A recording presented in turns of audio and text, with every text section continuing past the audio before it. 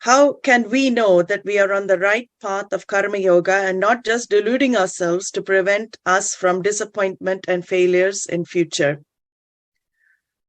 So you cannot go wrong with karma yoga. So there's no right path of karma yoga and there's no delusion when it comes to karma yoga. If we understand what karma yoga really means, it is not to avoid disappointments and failures in life. That is not the reason for pursuing this lifestyle that Bhagavan has prescribed in Bhagavad Gita.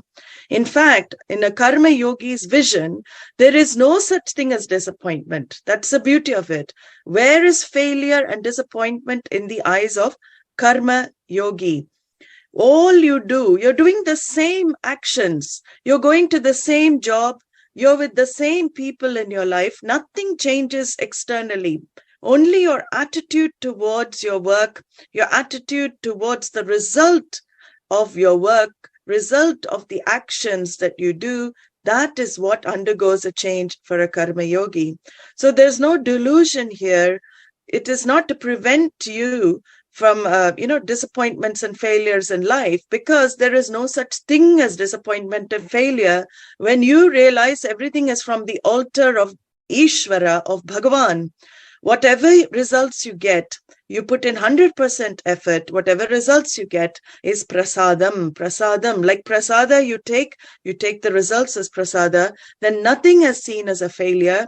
Nothing is seen as disappointment, because you know 100% Bhagavan is doing the best for you. That is the faith, that is the shraddha, that that attitude that a karma yogi has.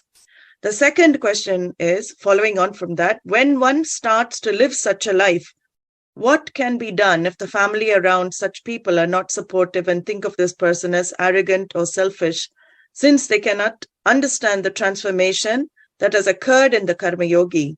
How can one deal with the emotional pain that is caused in such a situation? So again, I say, when you are living a life of karma yoga, when it is understood properly, there is nothing with arrogance, there is nothing with selfishness. In fact, you become even more selfless as a karma yogi. Why is that? As a karma yogi, you learn to play your role to your utmost ability. So the different roles there are in life, the roles that you play, you make even more powerful by playing it well. So there's no iota of selfishness in a karma yogi, because again, as I say, you're doing the same jobs, the same actions that you were doing before you took to the lifestyle of karma yoga. But now what? You're doing it with so much more freedom.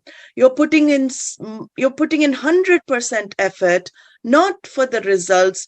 Your vision is on Ishvara Arpanam. I'm doing it as a puja for Bhagavan. That is the attitude change. Whenever I do an action, it is puja for Bhagavan.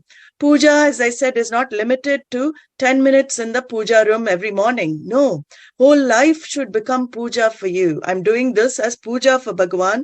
I'm doing this as offering to Bhagavan. And whatever Bhagavan gives in return, it may not be what I expect to get, but I am content with it, because I know that he is doing for my best. That is the faith of a karma yogi. Karma yogi means you have to have that Ishvara in your life. So actually, if we're living a life of karma yoga, there should be no selfishness and no arrogance on our part at all. So the understanding is, I'm doing 100% everything to the best of my ability, even if it's a duty I don't like to do. This is the key here. I don't like to do this duty, but it is to be done.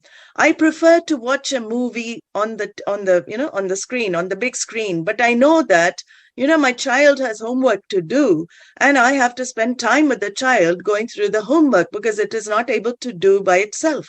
What is the choice where, the very, very basic choice here, decision. But I'm really looking forward to this premiere of this movie. What is the decision I take? It is very simple. As a karma yogi, I sacrifice my pleasure there in watching the movie, and I look after my child because it's to be done. It may not be what I like to do, but it is to be done as arpanam for Ishvara. And I let my own karma, my own pursuit of pleasure go down on the list when it comes to be done. So for a karma yogi, there should be no words as disappointment, no failure for karma yogi. There's no arrogance in practicing karma yoga, and there's not an iota of selfishness in a karma yogi. In fact, when you play your roles to the best of your ability, your family members will be shocked.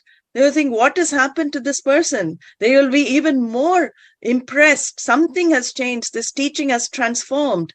They will see you as much more freer inside, a non-reactive personality. Before you used to be very reactive. I want this. I don't want this. I want this. Now you are okay with everything.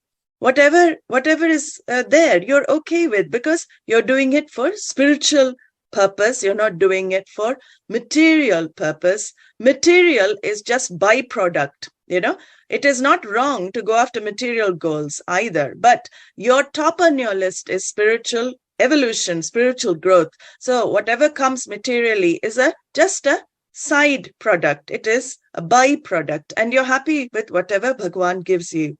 So I hope this question is answered.